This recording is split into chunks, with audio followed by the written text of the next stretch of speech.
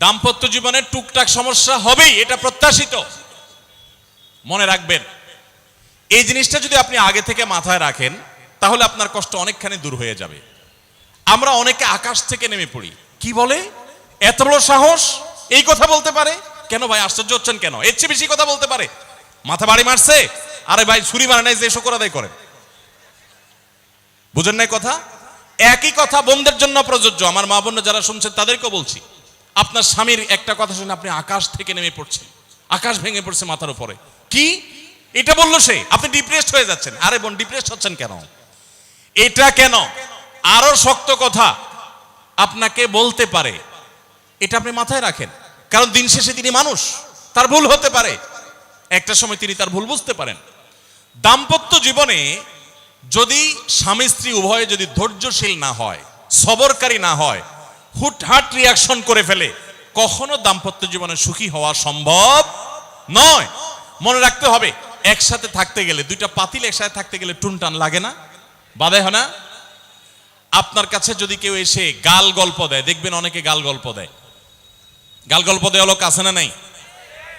ভাই 30 বছর সংসার করেছি, জীবনে আমাদের একটা কথা হয় নাই, ডাহা মিথ্যুক, এ লোক ডাহা মিথ্যুক। আপনার 50 বছরের সংসারে কোনো বিষয় হয় না, হ্যাঁ ঝগড়া করেন না সেটা ভিন্ন বিষয়, কিন্তু ভিন্ন মত হবে না, দ্বিমত তৈরি হবে না, নিজেদের মধ্যে ভুল বোঝাবুঝি তৈরি হবে না, একবারও হবে না জীবনে, অসম্ভব। মুহাম্মদ সাল্লাল্লাহু আলাইহি সাল্লামের ঘরে যদি হয়ে থাকে, আলী রাদিয়াল্লাহু তাআলা ফ্যামিলিতে যদি হয়ে থাকে, সাহাবীদের ঘরে ঘরে যদি হয়ে থাকে, আপনি কে? মনে রাখবেন, এই সমস্ত ডাহা মিথ্যা কথা শুনে আপনি চিন্তা করেন, হায় হায় রে, তাহলে আমার বউটা এত ডাইনি। আর মহিলা চিন্তা করে, আমি স্বামীটা এত অমানুষ, কত বড় ডাকাত। দেখো তারা স্বামী স্ত্রী জীবনে কোনো কথা হয় না, আর আমার স্বামী ডেইলি একবার মা বাপ তুলে না গালিগালাজ করলে তার বাটার পেটে ব্যথা হজম হয় না। এই সমস্যাগুলো আছে না নাই? ভাইরা আমার, সবর করার জন্য, সবর করা সহজ হবে আগে থেকে যদি প্রস্তুত থাকেন যে এই সমস্যা হবে। আশরাফ আলী থানভী রাহমাতুল্লাহর নাম শুনছেন আপনারা? ভারত মহাদেশের এমন একজন আলেম ছিলেন, খুব বিচক্ষণ মানুষ ছিলেন, অনেক বিদগ্ধ মানুষ ছিলেন, অনেক বড় আল্লাহওয়ালা ছিলেন, নেককার মানুষ ছিলেন। তো থানভী রাহমাতুল্লাহর কাছে এক লোক এসে বলল, হুজুর, আমার বাসায় যখনই যাই দরজাটা খুলতে দেরি, আমার মাথার উপরে আকাশ ভেঙে পড়তে দেরি নাই, যেটাই করি, বাজার করে এনে তার হাতে দিলেও রাগ, রাখলেও রাগ, আমার সাথে সারাদিন শুধু ঘেউ ঘেউ করে, হুজুর আর সহ্য করতে পারি না, আমারে কোনো দোয়া দুরুদ আমল শিখায় দেন যে আমার এই বাসার অত্যাচারটা যেন থামে। তো থানভী রাহমাতুল্লাহ বললেন যে, শোনো, তোমার একটা বুদ্ধি শিখাই দেই, দোয়া দুরুদ না। বুদ্ধি হলো, এখন থেকে বাসায় গিয়ে দরজা নক করবা, যে নক করার আগে 1 মিনিটের মোরাকাবা করবা। কি করবা? মোরাকাবা বুঝেন? ধ্যান, ধ্যান। এটা কল্পনার জগতে ডুবে যাবা 1 মিনিটের জন্য, জাস্ট 60 সেকেন্ড। কি ধ্যান করবা? দরজা যায় থামবা, থেমে চোখ বন্ধ করে মাথাটা নিচু করে চিন্তা করবা, আমার ঘরের ভিতরে একটা কুকুর আছে। মানুষ দেখলে কি করবে? ঘেউ ঘেউ করবে। অতএব এটাতে আমার রাগ হওয়ার তো কিছু নাই, কুকুর কেন ঘেউ ঘেউ করছে এটা জিজ্ঞেস করার তার এক বোকামি। অতএব এটা আমি মাথায় কিছু নেব না, ইগনোর করব। কুকুর থাকলে কুকুর তো ঘেউ ঘেউ করবেই, এটা চিন্তা করে এরপরে বিসমিল্লাহ পড়ে নক করবা।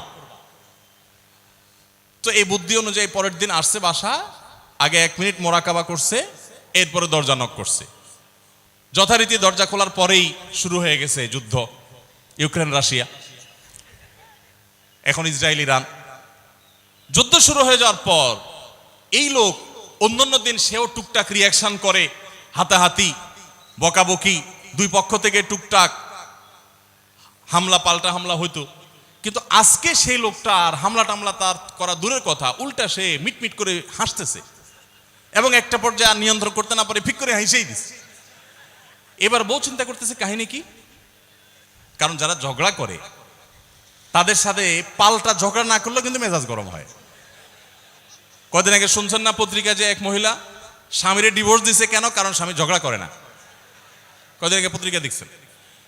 এই মহিলা যখন দেখছে স্বামী হাইসা দিছে, সে এবার ঝগড়া টগড়া থামায়া বলতেছে, ঠান্ডা মাথা বলতেছে, কাহিনী কি বলো তো, তুমি হাসতেছো কেন? বল না না কিছু না কিছু না। সে তো বলবে না। স্বামী মনে করছে হয়তো অন্য কোনো কাহিনী আছে, কোনোভাবে উদ্ধার করতে পারে নাই। পরের দিন আবার সেম কাহিনী, আবারও হেসে দিচ্ছে। মহিলা চিন্তা করছে ব্যাপার কি, বলে না আজকে তো তোমার একদিন কি আমার একদিন, বলতেই হবে তোমার। কেন তুমি হাসতেছো? আমার ঝগড়ার বিনিময়ে তুমি ঝগড়া না করে হাসতেছো, অপমান করতেছো। আমার ঝগড়ার কোনো দাম নাই? আমি কি কথা বলতেছি না, এগুলো কোনো মূল্য নাই? যখন চেতে যাচ্ছে এবার বলতেছে, শোনো তুমি যেহেতু জোরই করতেছো, তাইলে আমি বলি, আমি গেছি এক হুজুরের কাছে, হুজুর আমার এই বুদ্ধি শিখাই দিছে, আমি সে বুদ্ধি অনুযায়ী চিন্তা করি। এখন আমি চোখের সামনে যখন চিন্তা করি যে কুকুর গেউ করতেছে, আমার হাসি আসে। তখন বউ চিন্তা করে, কি বললা তুমি? তাহলে তুমি এই মনে করো আমারে? এবার থেকে বেচারে ঝগড়া করার আগেই তার থেমে যায়, চিন্তা করে হায় হায় আমি ঝগড়া করলে তো সে মনে মনে আমার ওইটা চিন্তা করবে। বুঝতে পারছেন? দাম্পত্য জীবনে একটু বুদ্ধিশুদ্ধি করে না চললে, শুধুমাত্র সোজা হয়ে দোয়া দুরুদ পড়বেন আর সব সোজা হয়ে যাবে শুয়ের মতো, এত সোজা না।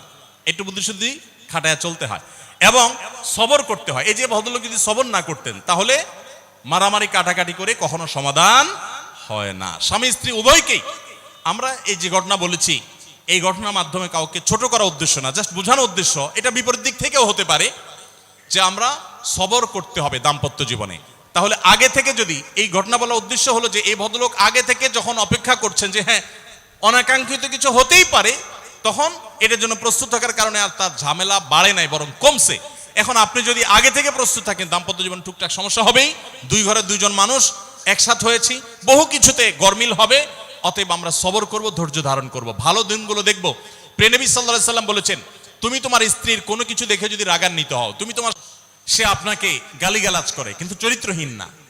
অনেকের স্বামীটা খুব ভদ্র কিন্তু চরিত্রহীন, ব্যবহার ভালো করে চরিত্রহীন, তাদের কষ্ট আপনার চাইতে কম না। অনেকের স্বামী খুব ভদ্র কিন্তু বেকার, দুই পয়সা কামাই করতে পারে না, সারাদিন ঘরে বসে বসে খায় আর শ্বশুরবাড়ি থেকে যৌতুক এনে না খায়, নিশ্চয় আপনি তার চাইতে ভালো আছেন। মানুষ এভাবে যখন ভালো দিকগুলো চিন্তা করবে, তখন তার ভিতরে শকর আসবে। তাহলে দাম্পত্য জীবনে সুখ শান্তির জন্য তৃতীয় করণীয় হলো সবর এবং শকরের চর্চা করা। আল্লাহ আমাদের সবাইকে তৌফিক দান করুন। 4 নম্বর হলো স্বীকৃতি দিতে জানা। অনেক লোক আছে নিজেকে খুব শিয়ানা মনে করে, স্বামী হয়ে বউর তারিফ করতে রাজি না, বউ হয়ে স্বামীর তারিফ করতে। দাম্পত্য জীবনের সুখের জন্য একে অন্যের তারিফ করার কোনো বিকল্প নাই।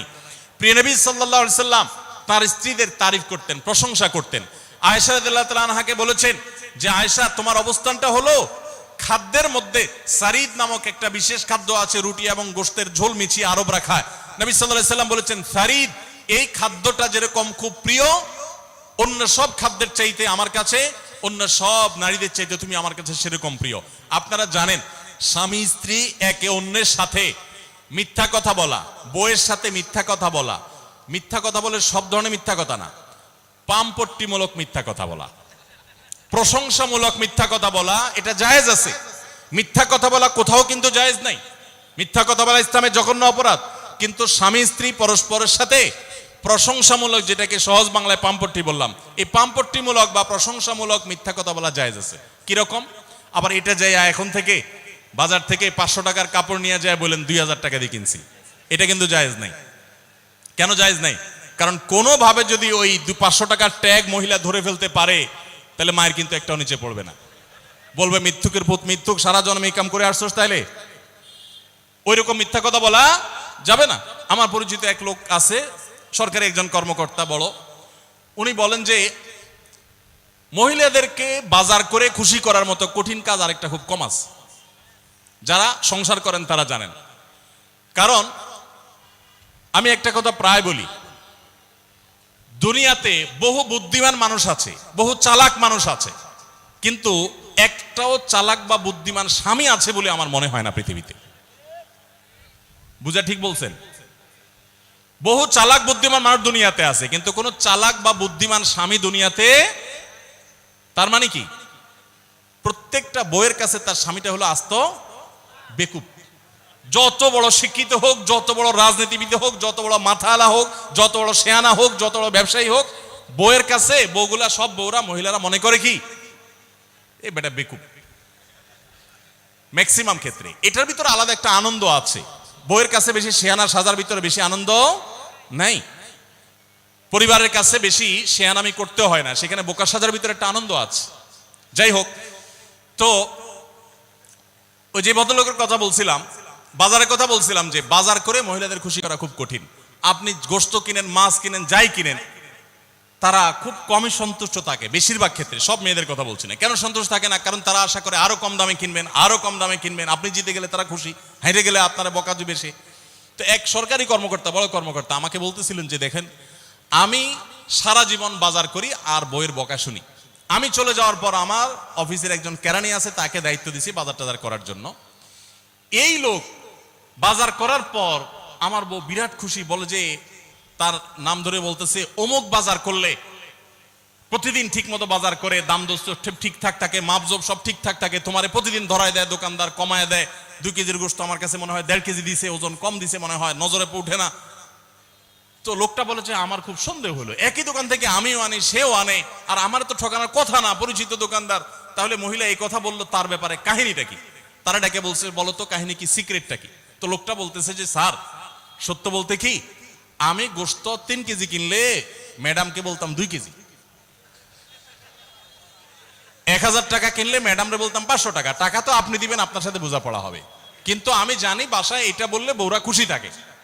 তো এই জন্য আমি একটু কমায় কমায় বলি দাম, আর জিনিস কমায় কমায় বলি। তখন সে প্রতিদিন 2 কেজি মাংস যেটা দেখে আপনি আনেন, আজকে দেখে যে সে 1 কেজি মাংস ওই পরিমাণ, তখন সে তো খুশি হবেই স্যার। তখন ওই লোকটা বলতেছে দেখেন, সে এইটা করে আমার গোটা সংসারে আগুন ধরায় দিস। তো এইভাবে মিথ্যা কথা বলা কিন্তু জায়েজ নাই। কোন মিথ্যা কথা বলা জায়েজ আছে? ধরেন আপনি আপনার বউরে বললেন, দেখো তুমি চাঁদের চাইতেও সুন্দর। কিসের চাইতে সুন্দর? ভাই চাঁদের চাইতে উজ্জ্বল মানুষ হয় সম্ভব? ডাহা মিথ্যা কথা না? কিন্তু এই মিথ্যা কথা বলা কি আছে? জায়েজ আছে। সৌদি আরবের একজন আলেম ডক্টর আয়েজ আল কারনি, মুসলিম বিশ্বের সবচেয়ে জনপ্রিয় আলেমদের মধ্যে একজন, ওনার একটা বক্তব্য আমি শুনেছি, অত্যন্ত চমৎকার কথা বলেন এবং দারুণ দারুণ টিপস দিয়ে থাকেন। উনি বলেন যে একটা ইউনিভার্সিটি প্রোগ্রামে স্টুডেন্টদের সামনে উনি বলছিলেন যে আমি একবার একটা আইডিয়া দিয়েছি দাম্পত্য জীবনের সুখ শান্তির জন্য।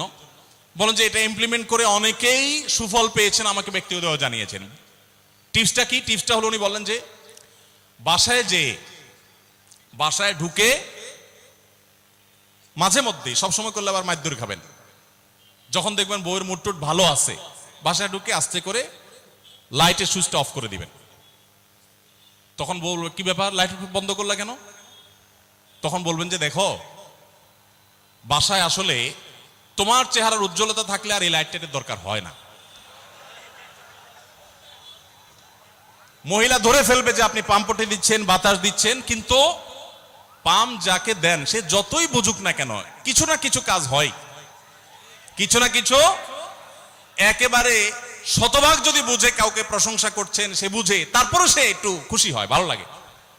তো উনি বললেন যে শরবত বানায় আনছে বউয়ে, তখন বলবেন যে দেখো চিনি দিও না, চিনি দিও না। তারপর বউরে বলবেন যে আঙ্গুলটা একটু চুবাই দাও। কেন? কারণ তুমি আঙ্গুলটা চুবাই দিলে ওটা চিনি চাইতে বেশি মিষ্টি লাগে। এই যে কথাগুলো, এই কথাগুলো আসলে সত্য কথা না। তো এই টাইপের কথা স্বামী স্ত্রীর মধ্যে মিথ্যা হলেও সেটা কি আছে? জায়েজ আছে। ভাইরা আমার, এই জন্য দাম্পত্য জীবনে সুখ শান্তির জন্য একে অন্যকে ভালোবাসা, প্রশংসা করতে জানা, বিশেষ করে স্বীকৃতি দিতে জানা, ভালো গুণগুলোর কথা বলা, এটা হারিয়ে গেছে। অনেকে মনে করে যে না, ভালো গুণ বললে মাথায় উঠবে, এটা ভুল।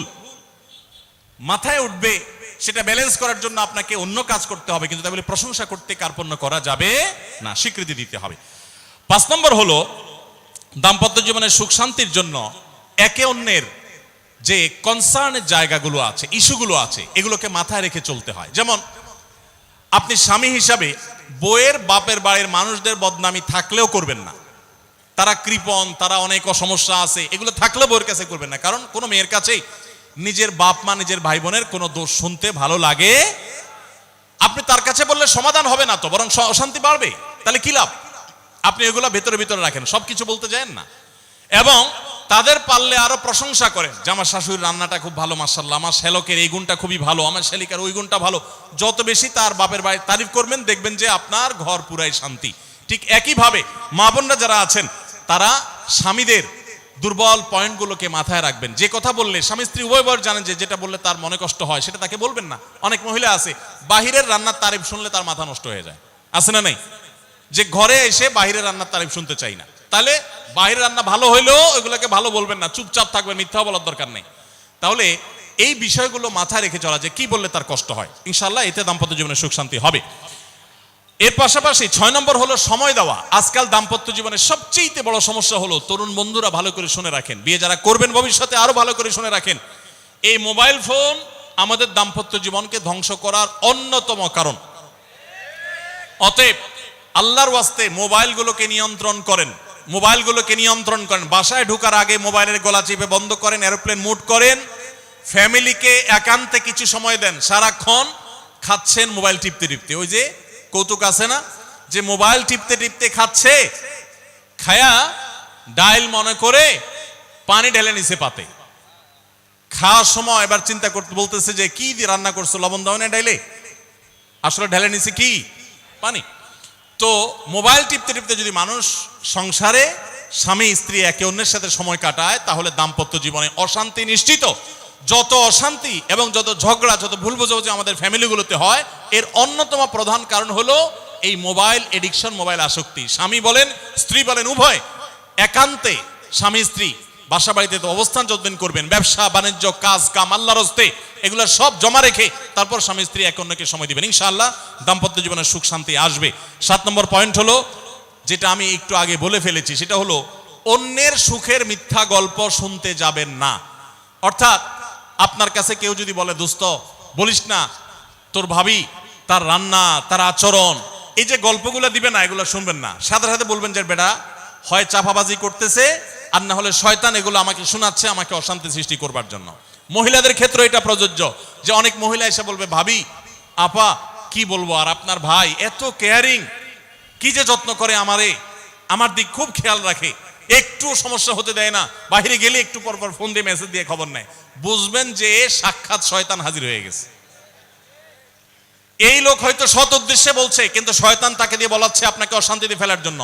মনে রাখবেন, যারা নিজেদের তারিফ করে তারা হয়তো পজিটিভ মানুষ দেখে তারিফ করে, তাদের সংসারে এমন এমন অশান্তি হয় যেগুলো হয়তো আপনাদের হয় না, শুধুমাত্র শয়তান ওইগুলো আপনার সামনে হাজির করছে। খবরদার, ওইগুলো দেখে খুব সহজেই একে অন্যের প্রতি জাজমেন্ট করতে যাবেন না।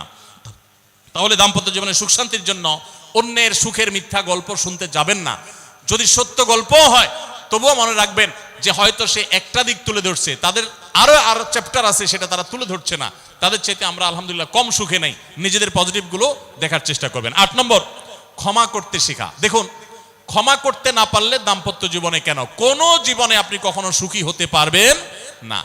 সবকিছুকে অনেক বড় করে দেখবেন না, অনেক কিছুকে ক্লোজ করবেন, ছোট করবেন। এবং মনে রাখবেন আল্লাহ তাআলা ক্ষমাশীলকে ভালোবাসেন। কোরআনে আল্লাহ তাআলা একাধিক জায়গা বলেছেন যারা ক্ষমা করে আল্লাহ তাদেরকে ভালোবাসেন। আপনি যদি বলেন যে কতবার ক্ষমা করব, যতবার আপনি আল্লাহর কাছে ক্ষমা আশা করেন, আপনি আপনার স্ত্রীকে, আপনি আপনার স্বামীকে, আপনার জীবন সঙ্গীকে, যে কোনো মানুষকে ততবার ক্ষমা করবেন। আপনি জীবনে একই পাপ কতবার করেন আল্লাহ মাফ করবেন আশা করেন না, তাহলে আপনার আল্লাহর বান্দাকে কেন আপনি ক্ষমা করবেন না? বিধায় ক্ষমা করা এটা শিখতে হবে। কখনো কোনো ভুল হয়েছে বুঝতে পারলে পণ্ডিতি না করে সাথে সাথে ভুল স্বীকার করা জানতে হবে, যে হ্যাঁ এটা আমি ভুল করেছি। হ্যাঁ, এটা স্বীকার করলে সে একটু মাথায় উঠে যাবে, সে একটু লাই পেয়ে যাবে, পাক, কিন্তু এটা একটা ভালো গুণ। পরবর্তীতে এটাকে ব্যালেন্স করতে পারবেন অন্যভাবে, ভুল স্বীকার করবেন। মেয়েদের সাথে বিশেষ করে যখন ঝগড়াঝাটি হয়, কোনো কিছু হয়, মনে করেন ঝগড়া তুমুল আকারে চলে গেছে, এখন আপনার স্ত্রী আপনার মৃত্যুদণ্ড জারি করবেন, জাস্ট এটা বাকি আছে। এই টাইমটাতে আপনি যদি চান যে এই রাগের পারদকে পাতাল থেকে মুহূর্তের ভিতরে, আমি আকাশ থেকে মুহূর্তের ভিতরে পাতালে নামায় আনবো, আগুনের সাথে সাথে পানি করব, একটা বুদ্ধি, একটা কাজ করবেন, সাথে সাথে পানি হয়ে যাবে। সেটা কি? এতক্ষণ যা তর্ক করছেন এখন বলেন যে আসলে তুমি ঠিক বলছো, আমারটা ভুল, ব্যাস দেখবেন যে আগুন পানি হয়ে গেছে সাথে সাথে। তো ভুল স্বীকার করতে পারে, এটা শুধু স্বামীরা না, স্ত্রীদের ক্ষেত্রে একই কথা প্রযোজ্য। এটা অনেক বড় একটা গুণ, বিশেষ করে ক্ষমা করতে পারা। ক্ষমা করতে যারা পারে না তাদেরকে আল্লাহ ভালোবাসেন না। আল্লাহ তাআলা বলেছেন যে আল্লাহ তাআলা ক্ষমাশীল মানুষদেরকে ভালোবাসেন, বিধায় আমরা ক্ষমা করতে শিখবো ইনশাআল্লাহ। 9 নম্বর হলো, শয়তান যে সমস্ত জায়গাতে ধোঁকা দেয় এই জায়গাগুলোকে ক্লিয়ার রাখা। যেমন একটা পয়েন্ট বলি, স্বামী স্ত্রীর মধ্যে কিছু কিছু জিনিস প্রাইভেট থাকতে পারে। আপনার স্ত্রী আপনার শ্বশুরবাড়িতে ফোনে কথা বলেছে, কি বলেছে, আম্মা তোমার সাথে কি বলেছে, তোমার আব্বা কি বলেছে, তোমার ভাই কি বলেছে, ব্যক্তিগত বিষয়গুলো খুব বেশি খোঁচাখুচি করে জানতে যাবেন না। এগুলো জানতে গেলে অশান্তি হবে। এবং অনেক সময় দেখা যেতে পারে কোনো কিছু দেখে আপনার সন্দেহ হয়েছে, তাহলে এটা পেটের ভিতর রাখবেন না। আবার খারাপভাবে উপস্থাপন না করে সুন্দরভাবে উপস্থাপন করুন যে আমার কাছে এরকম মনে হয়েছে, তাতে সাময়িক ঝগড়া হোক, কিন্তু আপনি ক্লিয়ার হয়ে যাবেন এবং নিজেদের মধ্যে কোনো ঝামেলা থাকবে না। শয়তান বিশেষ করে ওয়াসওয়াসা, কুমন্ত্রণা, সন্দেহের রোগ দিয়া দাম্পত্য জীবনে সবচেয়ে বেশি অশান্তি তৈরি করে। এই জন্য সন্দেহকে কোনো স্থান দিবেন না। যখনই সন্দেহ আসবে বুঝবেন যে শয়তান এটা সৃষ্টি করছে। সর্বশেষ 10 নম্বর হলো, শাসন করার যদি কখনো দরকার হয়, স্বামী হোক আর স্ত্রী হোক বা সাধারণ মানুষের ক্ষেত্রে এটা প্রযোজ্য, রাগের মাথায় কখনো শাসন করবেন না। শাসন করতে হলে মাথা গরম হয়ে গেছে একটু সবর করবেন, ঠান্ডা মাথায় শীতল মাথায় তারপরে শাসন করবেন। যখন রাগ উঠছে তখন কিছু বলতে যাবেন না। আপনার রাগ উঠছে আজকে, আপনি নিয়ত করেন আগামী 24 ঘন্টা পর এটার আমি বিচার করব, একটা বিহিত করব, এটার আমি কিছু একটা করে ছাড়বো। 24 ঘন্টা টাইম নেন, ইনশাআল্লাহ আপনি নিশ্চিত থাকেন 24 ঘন্টা পর যদি আপনি এটা নিয়ে বসেন, তাহলে আপনার এই বসাটা অনেক বেশি হবে ন্যায়সঙ্গত। এটাতে কোনো প্রকার সীমালঙ্ঘন থাকবে না, রাগের চোটে অন্যায় আচরণ হবে না, জুলুম হবে না, বাড়াবাড়ি হবে না, যথাযথ শাসন হবে। যে কোনো মানুষের ক্ষেত্রে এটা প্রযোজ্য। আপনার একটা ছেলে এমন কোন অন্যায় কাজ করছে, আপনি এখন তাকে মাথা হট হয়ে গেছে, এখন শাসন করতে গেলে জুলুম হয়ে যেতে পারে, একটু সবর করেন, সময় নেন, দেখবেন রাগটা প্রশমিত হয়ে লেভেলে চলে আসছে। এরপর যদি শাসন করেন দেখবেন জুলুম হবে না। তো স্বামী স্ত্রী উভয়ের ক্ষেত্রে একই কথা প্রযোজ্য। ঝগড়া যখন করতে মন চা, মেজাজ যখন গরম হয় তখন না করে একটু পরে করেন। আমি সৌদি আরবে প্রবাসে যখন ছিলাম আমি দেখেছি অনেক বাংলাদেশি ভাইরা, তখন নেটের এত বেশি প্রচলন ছিল না, তারা মোবাইলে একটার পর একটা কার্ড রিচার্জ করতো 50 রিয়াল 100 রিয়াল দিয়া। কেন? শুধুমাত্র বউয়ের সাথে ঝগড়া করার জন্য। কিসের জন্য? কারণ কথা বলতেছে, মনে করেন কোন একটা বিষয় নিয়ে তুমুল বিশ্বযুদ্ধ বেঁধে গেছে দুজনের, এখন এই পাশ থেকে ওই পাশ থেকে কথা চালাচালি ঝগড়াঝাটি চলতেছে, চিল্লানি চেঁচামেচি, হঠাৎ করে লাইন কেটে গেছে, ব্যালেন্স শেষ, দৌড় দিয়ে চলে গেছে দোকানে, এই তাড়াতাড়ি একটা কার্ড দেন ভাই, তাড়াতাড়ি রিচার্জ করতেছে। কেন? তাকে এখন কি করতে হবে? অসমাপ্ত ঝগড়ার সেকেন্ড ইনিংস শেষ করতে হবে। আবার কার্ড শেষ হয়ে যাচ্ছে, ইনিংস ঘোষণা হয়ে গেছে, আবার যায় সে কার্ড রিচার্জ করে থার্ড ইনিংসে ঝগড়া করছে। কত বড় বেকুব চিন্তা করে, কত বড় নির্বুদ্ধিতা।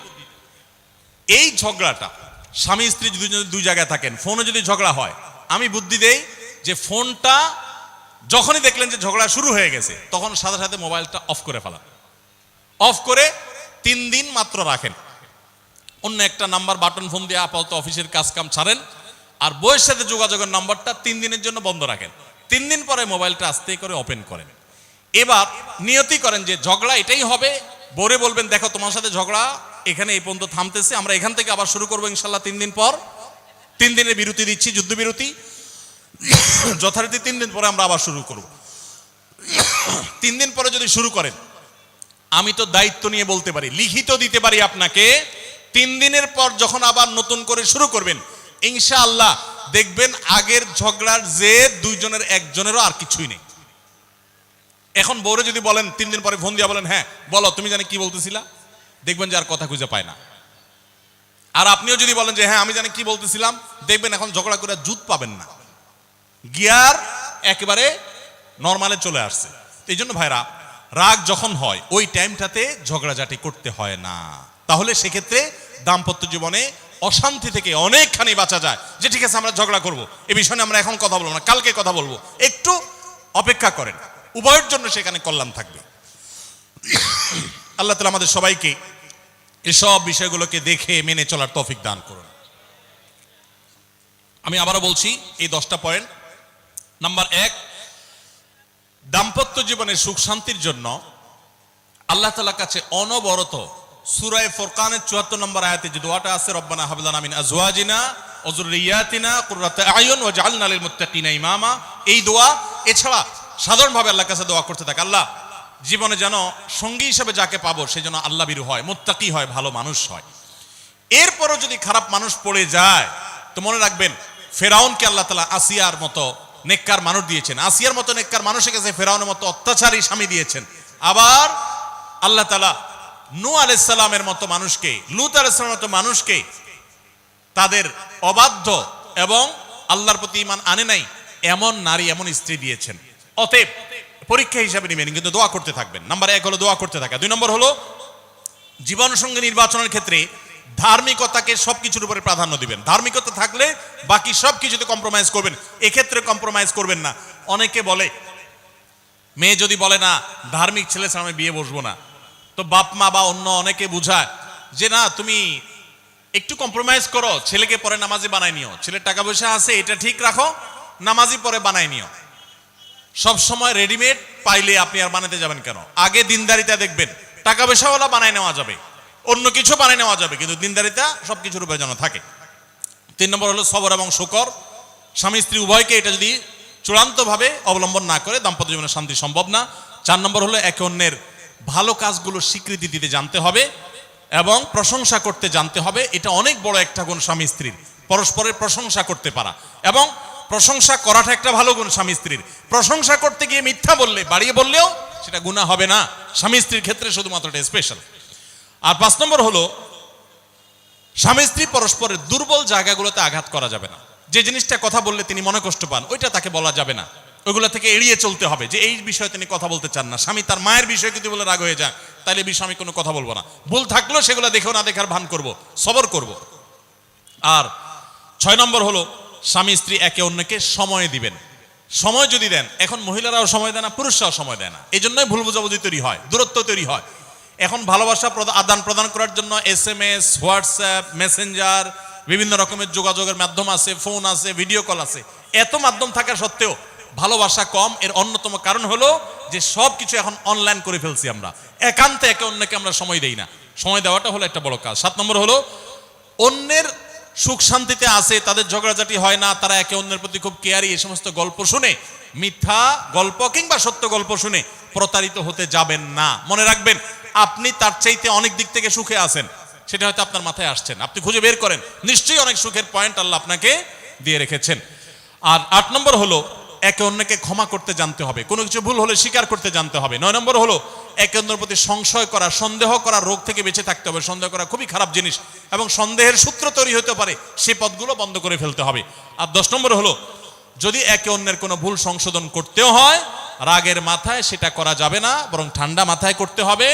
ঠান্ডা মাথায় যখন একটু ফ্রেশ হবেন, নর্মাল হবেন, তারপরে করতে হবে ইনশাআল্লাহ, তাহলে ব্যালেন্স হবে এবং জুলুম হবে না। আল্লাহ তাআলা আমাদের সবাইকে সুখী দাম্পত্য জীবন নসিব করুন, বলুন আমিন। আমাদের দাম্পত্য জীবনের সুখ শান্তির উপরে আমাদের জান্নাত অনেকখানি নির্ভর, আমাদের জাহান্নাম থেকে মুক্তি অনেকখানি নির্ভর। কারণ দিনদার জীবন সঙ্গী সঙ্গিনী না হলে, জীবন সঙ্গী সঙ্গিনী মুত্তাকি না হলে জান্নাতের পথের যাত্রাটা অনেক কঠিন হয়ে যায়। এজন্য পরস্পরের জন্য দোয়াও করতে থাকবো, চেষ্টাও করতে থাকবো। আল্লাহ তাআলা আমাদের সবাইকে সেই তৌফিক দান করুন। জাযাকুমুল্লাহ খায়রা ওয়া আখিরু দাওয়ানা আলহামদুলিল্লাহি রাব্বিল আলামিন।